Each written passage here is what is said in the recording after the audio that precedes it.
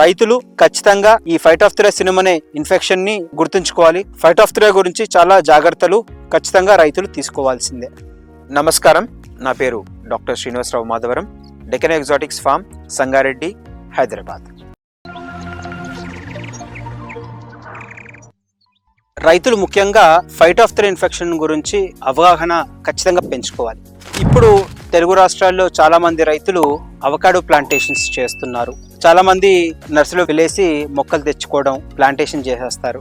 ఇవన్నీ ఎందుకోసం అంటే ఫైటోఫ్థోరా సినిమోనే అనే ఒక శిలీంధ్రము వేరు భాగాన్ని ఇన్ఫెక్ట్ చేస్తాయి.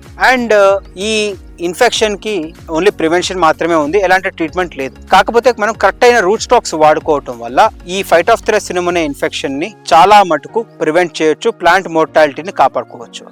ఇప్పుడు మీరు చూస్తే ఈ ప్లాంట్ లో ఆల్రెడీ ఫ్రూటింగ్ కూడా ఉంది, అయినా కూడా ప్లాంట్ చనిపోవడం జరుగుతుంది. సో ఇది ప్రివెన్షన్ మనం చేయాలి అంటే సరైన రూట్ స్టాక్ ఎంపిక చేసుకోవడం కంపల్సరీ. ఈ ప్లాంటేషన్ చేసినప్పుడు root stock, local root stock పైన ఇది గ్రాఫ్టింగ్ చేసాము, కానీ ఈ ప్లాంట్ సర్వైవ్ అవ్వలేదు. ఫస్ట్ సిమ్టమ్స్ దీంట్లో ఒక వర్షాకాలంలో మనకి ప్లాంట్ లీఫ్ అంతా కూడా డ్రూప్ అవుతాయి, అంటే పలచబడతాయి. దాని తర్వాత మెల్లిమెల్లిగా ప్లాంట్ అనేది ఎండిపోయి చనిపోవడం జరుగుతుంది. ఇలా కావటానికి 3 నుంచి 4 వారాలు సరిపోతుంది. సో రైతులు ఖచ్చితంగా ఈ ఫైటోఫ్థోరా సినిమోనే ఇన్ఫెక్షన్ ని ఒకసారి గుర్తుంచుకోవాలి. అండ్ ప్లాంటింగ్ మెథడ్స్ కరెక్ట్ గా ఉండాలి. అండ్ అంతకన్నా ఎక్కువ ఇంపార్టెంట్ రూట్ స్టాక్స్. మీరు వేరే ప్లాంట్, మన ప్లాంటేషన్స్ చూస్తే 100 ప్లాంట్స్ పెడితే 100 ప్లాంట్స్ సర్వైవల్ రేట్ ఉంది. ఇక్కడ చూస్తే ఇవన్నీ కూడా పడిపోయాయి. ఇది చనిపోయింది, అది చనిపోయింది, ఇవన్నీ ప్లాంట్స్ చనిపోయాయి. So year by year whole plantation మనకి పలచబడతా ఉంది. ఫైటోఫ్థోరా గురించి చాలా జాగ్రత్తలు ఖచ్చితంగా రైతులు తీసుకోవాల్సిందే.